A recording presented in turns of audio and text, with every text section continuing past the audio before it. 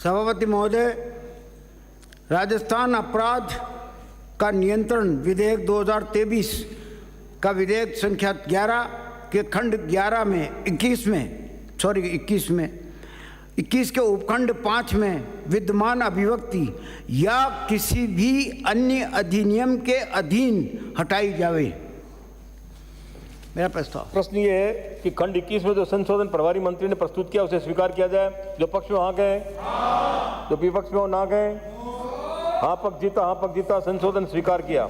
प्रश्न ये है कि खंड 21 संशोधित रूप में स्वीकार किया जाए। जो पक्ष में हाँ गए, जो विपक्ष में ना गए, हाँ पक्ष जीता खंड 21 संशोधित रूप में स्वीकार किया गया। खंड 22 से 29 कोई संशोधन नहीं।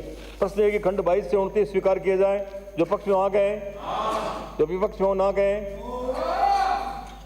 जो पक्ष में आ गए, जो विपक्ष में ना गए, हाँ पक्ष जीता खंड 22 से 29 स्वीकार किए गए। खंड 1 अधिनियम सूत्र नाम आदि कोई संशोधन नहीं। प्रश्न है कि खंड 1 अधिनियम सूत्र नाम आदि स्वीकार किए जाए। जो पक्ष में आ गए, जो विपक्ष में ना गए, हाँ पक्ष जीता खंड 1 अधिनियम सूत्र नाम आदि स्वीकार किए गए। प्रभारी मंत्री।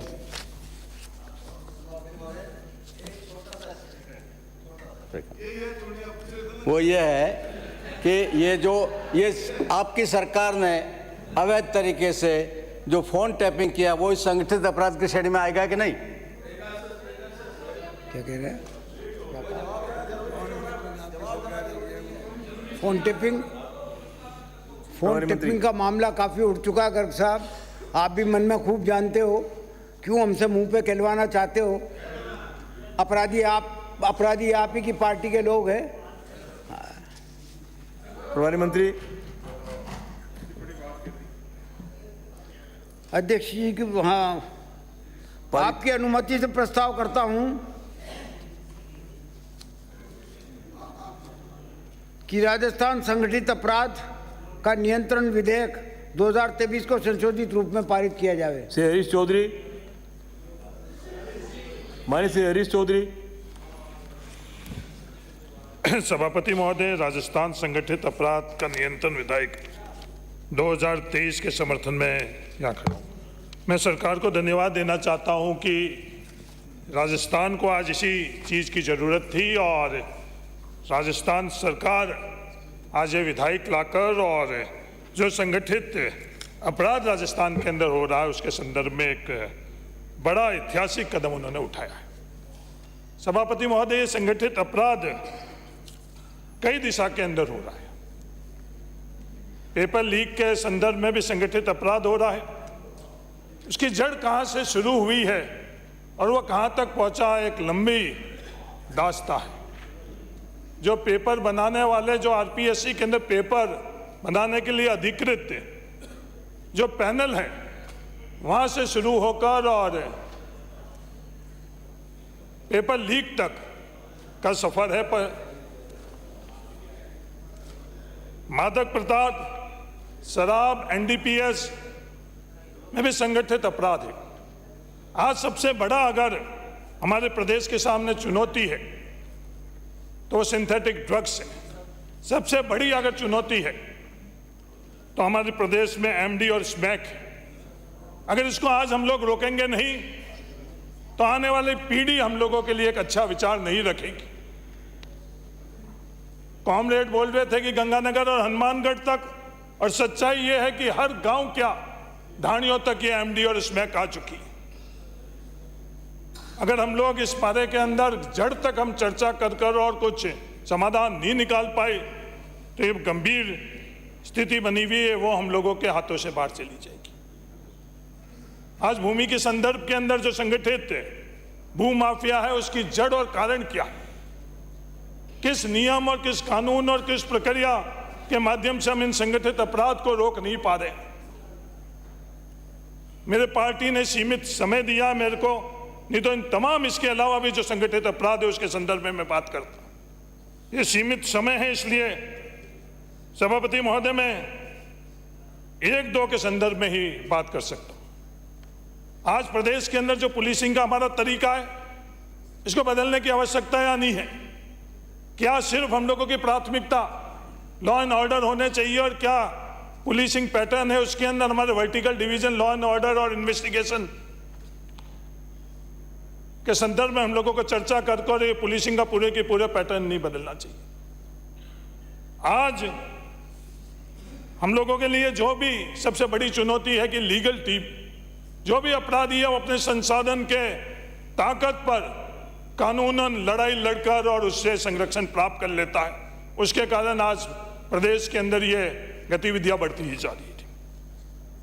सभापति महोदय, आज बजरी के संदर्भ के अंदर आज 5 साल और उससे पहले जो प्रदेश के अंदर संगठित अपराध हो रहा है, मैं लगातार ये सोचता आ रहा था और आज भी मैं ये सोच रहा था कि जो स्वयंभू राजस्थान विधानसभा के सबसे सीधे सदस्य हैं वो तो इस प्रदेश को कम से कम सच्चाई बताएंगे, पर कभी भी सदन के अंदर उनके मुख से मैंने नहीं सुना।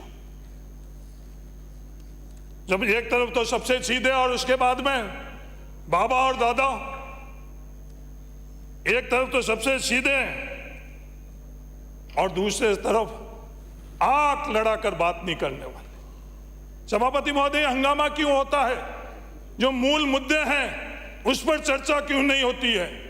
जो आज प्रदेश के सामने जो सबसे बड़ी समस्या है उसकी जड़ का सदन के अंदर हम चर्चा कर कर प्रदेश को सच्चाई क्यों नहीं बताते? नई नई तरह की संस्कृति आ गई है। हमारे लोकसभा के सदस्य, राज्यसभा के सदस्य संस्कृति ला रहे हैं और प्रदेश को उसकी कितनी कीमत चुकानी पड़ रही है उसके बारे में,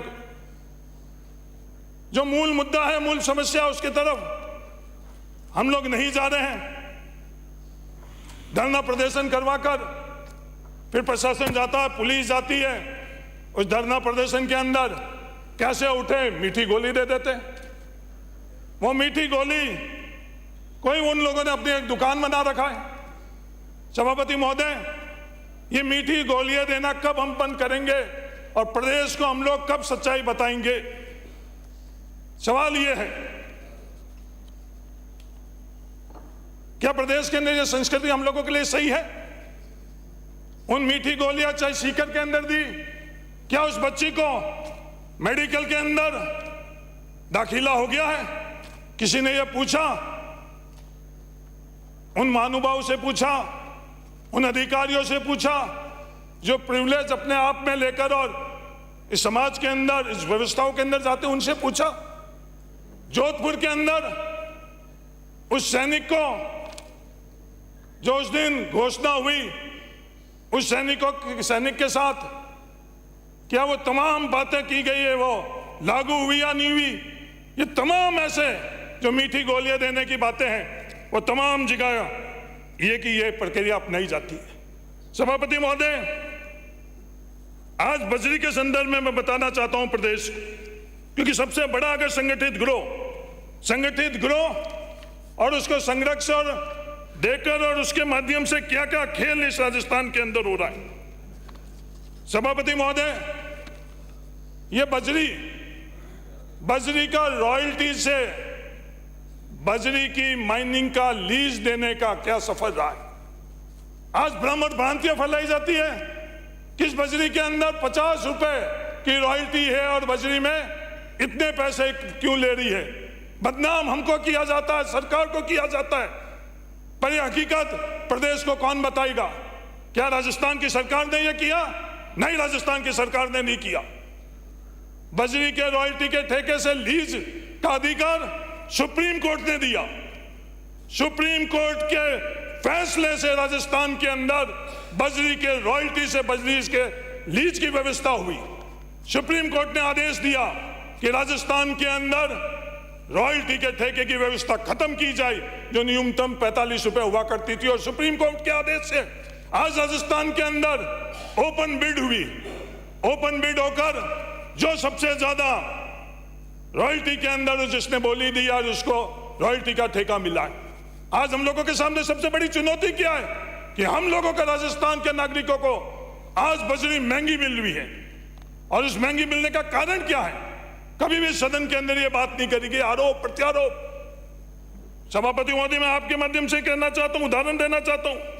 आज मेरे बाड़मेर जिले के अंदर 2013-14, 2012 2013 के अंदर 58 करोड़ 52 लाख रुपए के अंदर बजरी का जो सुप्रीम कोर्ट ने, राजस्थान की सरकार ने नहीं, सुप्रीम कोर्ट के आदेश के बाद में जो ऑक्शन हुआ उसके अंदर लीज धारकों ने वो ऑक्शन लिया। 12-13 से लेकर बाद में राजस्थान सरकार ने उसके व्यवस्थाओं को परिवर्तन किया। उस व्यवस्थाओं को परिवर्तन को वापस सुप्रीम कोर्ट ने, राजस्थान की सरकार ने नहीं, सुप्रीम कोर्ट ने फैसला दिया कि उस समय जिस जो लीज धारक थे उन्हीं के माध्यम से ही सिर्फ खनन हो सकेगा, उसके अलावा किसी और के माध्यम से नहीं हो सकता। यह राजस्थान की जनता को कौन बताएगा? यह राजस्थान को जनता को बताने की जिम्मेवारी हम लोगों की, हमारे सदन की है कि राजस्थान की जनता को सच्चाई पता चले। कितने साल 50% पैसा 2012-13 के अंदर जमा हो चुका था, उसका ब्याज कितना होता है? 18% से। उसकी अगर कोई गणना कर ले तो पता चल जाएगा, सिर्फ बाड़मेर के लीज की जो कीमत थी वो 107 करोड़ के रुपए के करीब बनी। और वो पैसा किससे लिया जाएगा? वो हम आम लोगों से लिया जाएगा। बातें करी जाती है कि राजस्थान सरकार ये कर रही है, राजस्थान सरकार ये कर रही है।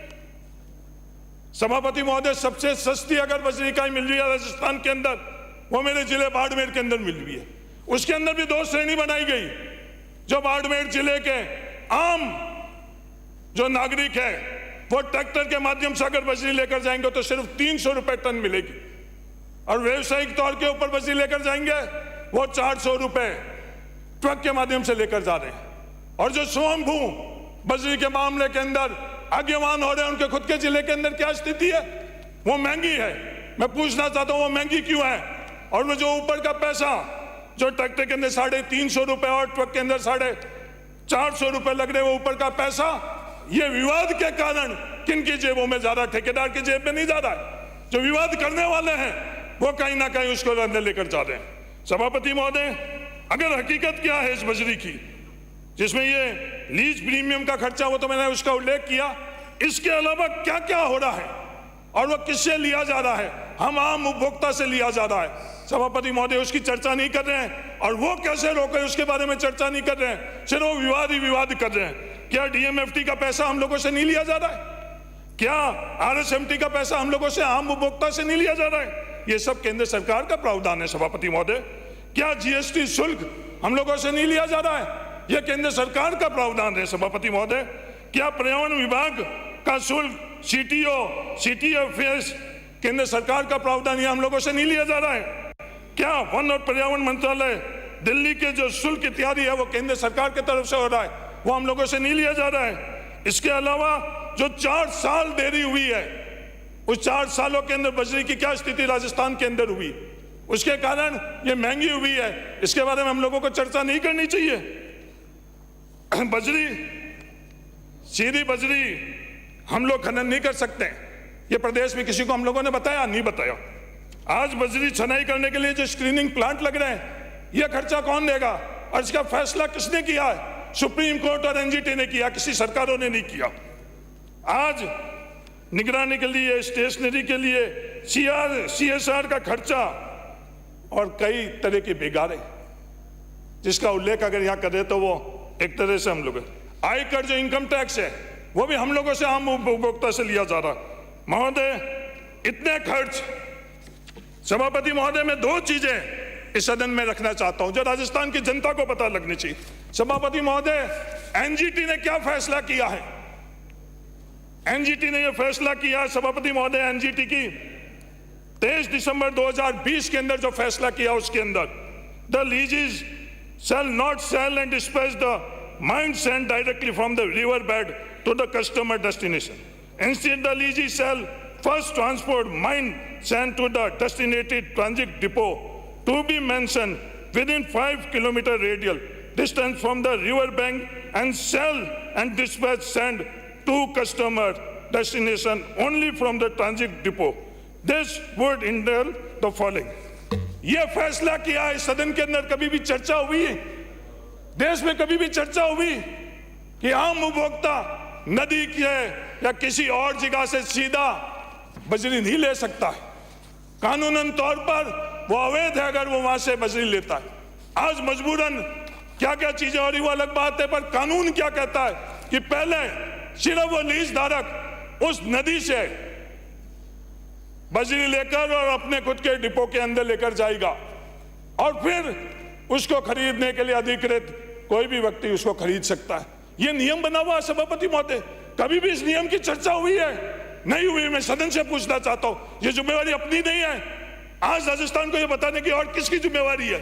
ये संगठित अपराध क्यों हो रहा है? सभापति महोदय, सुप्रीम कोर्ट का फैसला है, जुलाई और अगस्त के अंदर राजस्थान के अंदर किसी भी जगह माइनिंग नहीं हो सकती है, कोई भी माइनिंग नहीं कर सकती है। राजस्थान सरकार भी माइनिंग नहीं करती है, सेंट्रल गवर्नमेंट भी माइनिंग नहीं कर सकते, डिफेंस पर्पज से भी माइनिंग नहीं हो सकती है। जुलाई और अगस्त के अंदर संपूर्ण बजरी का बैन है। सभापति महोदय, ये जो समय और टाइमिंग है, इस तरह की बातें और विवाद करने वाले, मैं ये जानना चाहता हूं ये किसका फायदा करना चाह रहे हैं? राजस्थान की जनता का फायदा करना चाह रहे हैं या उन ठेकेदारों का फायदा करना चाहते हैं?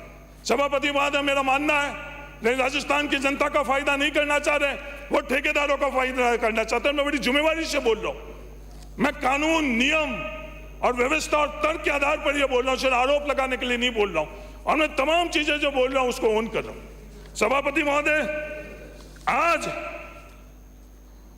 जो लीगल माइनिंग है उसके अंदर जो एक गरीब गांव का व्यक्ति अपने ट्रैक्टर से ट्रांसपोर्टेशन कर लेकर जा रहा है, वो अपने ट्रैक्टर के अंदर सिर्फ 3 टन लीगल माइनिंग कर सकता है, और वो भी ट्रैक्टर कौन सा? जो कॉमर्शियल हुआ है। वो कॉमर्शियल के अलावा किसी ट्रैक्टर की माइनिंग के अंदर के माध्यम से वो ले जा नहीं सकता है। इसके बारे में भी कभी अपन ने चर्चा करी है? नहीं। तमाम जो ट्रैक्टर जो कॉमर्शियल नहीं है, उसके अलावा बजरी की माइनिंग हो रही है, वो इलीगल माइनिंग है। 3 टन क्या ट्रैक्टर के अंदर वो माइनिंग से बजरी ले जाकर अपने गरीब झोपड़ी के लिए और मकान बनाने के लिए लेकर जाएगा? कितने पैसा उस गरीब को लगेगा? मजबूरन वो 3 टन की जगह और ज्यादा उसमें बढ़ता, और वो पूरी की पूरी लोग और व्यवस्था क्या कहते हैं, अवैध बजरी है। आज जो ओवरलोड बजरी नहीं लेकर जाएंगे तो बजरी कितनी कीमत उसकी बढ़ेगी, हम लोग सब अच्छी तरह से जानते हैं। पर ये बात, ये सच्चाई हम लोग नहीं तो इसकी चर्चा करते हैं, नहीं राजस्थान को जनता को बताते हैं। ये कानून और ये नियम है, इन कानून और नियमों के अंदर अगर हम लोग बदलाव नहीं करेंगे तो ये सस्ती बजरी नहीं दे सकते हैं। किसी को आरोप प्रत्यारोप हम लोग क्यों नहीं लगा सकते? और प्रावधान क्या है? अगर नॉन कॉमर्शियल ट्रैक्टर होगा तो उसके ऊपर पूरे की पूरी पेनल्टी भी कितनी महोदय? 10 गुनी।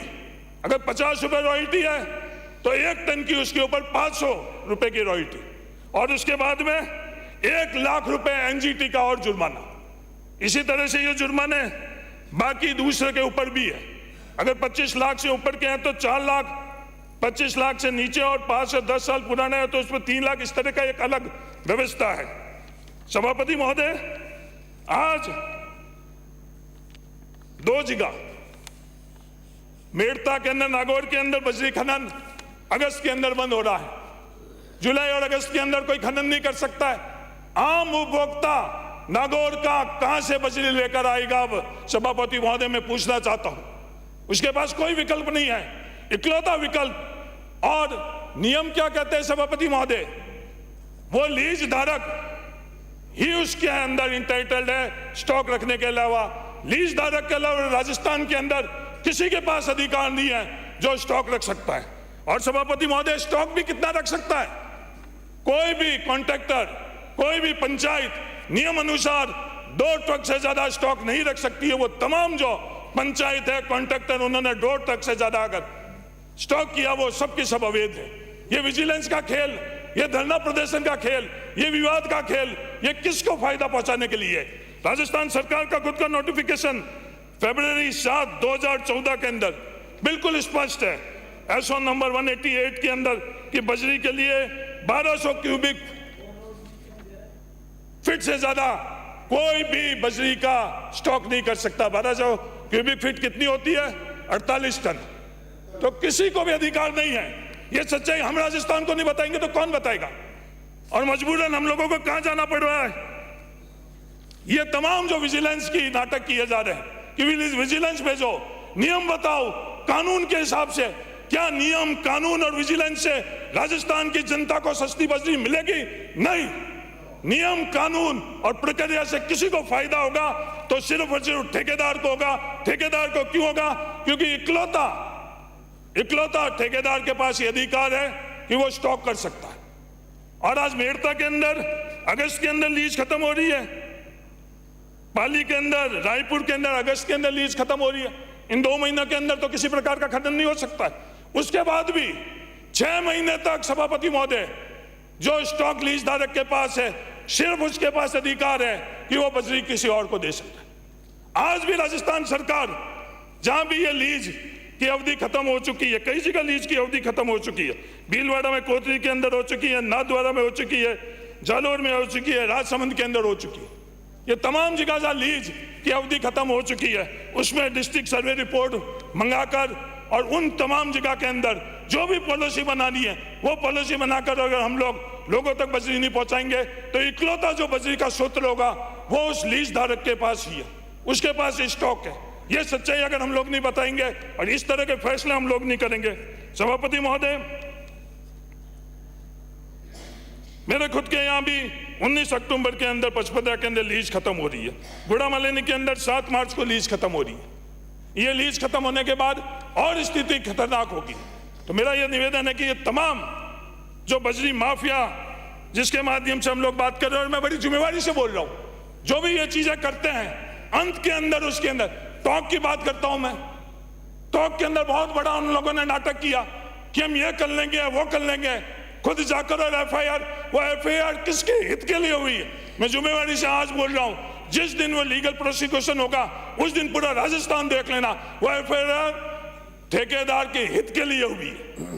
वो एफआईआर ठेकेदार के हित के लिए हुई है, उन गरीब मजदूरों के लिए एफआईआर के अंदर है। जिस तरह से वो एफआईआर लिखी गई है बहुत ही वीक एफआईआर लिखी गई है और सिर्फ किसको फायदा पहुंचाने के लिए? ठेकेदार को फायदा पहुंचाने के लिए। और पूरे राजस्थान में क्या बताना कि मैं बजरी की लड़ाई लड़ रहा हूं। तो इस तरह का भी संगठित अपराध के अंदर जो संरक्षण जो है, क्या इस बिल के अंदर इन लोगों के लिए प्रावधान किया गया या नहीं किया गया, यह मैं सरकार से पूछना चाहता हूं। और मैं सदन के बाद में प्रशासन को और पुलिस को भी कहना चाहता हूं, इस तरह का खेल मीठी गोलियां का बंद करो। राजस्थान को बहुत बड़ी कीमत देनी पड़ेगी। इस तरह की संस्कृति आप लोग बंद करो।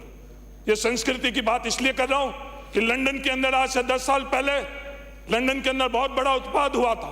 उसके बाद पार्लियामेंट्री कमेटी वहां बैठी, उनकी पार्लियामेंट्री कमेटी की क्या फाइंडिंग रही कि पूरे समाज के अंदर ग्लोरिफिकेशन ऑफ वायलेंस हो रहा। उसके कारण जिस परिवार के अंदर बहुत संसाधन है उसके बावजूद में उसके रैक में 500 टी शर्ट, उसके बावजूद भी $1 का टी शर्ट लेकर उसके परिवार का सदस्य वहां जा रहा। हम किस तरह की संस्कृति यहाँ पनपाना चाह रहे हैं? ये तमाम संस्कृति, तमाम जड़ें, ये काले कांच की गाड़ियां चल रही है, बिना नंबर प्लेट की गाड़ियां चल रही है और हम लोग उस काफिले के अंदर उनकी मदद कर रहे हैं। इस तरह के जो हालात राजस्थान के अंदर बने हुए हैं वो ही संगठित अपराध की जड़ है और इस तमाम संगठित अपराध की जड़ को अगर हम लोग नहीं मिटाएंगे, मैं धन्यवाद देना चाहता हूं राजस्थान पुलिस को। पिछले दिनों के अंदर उन्होंने बहुत बेहतरीन काम किया।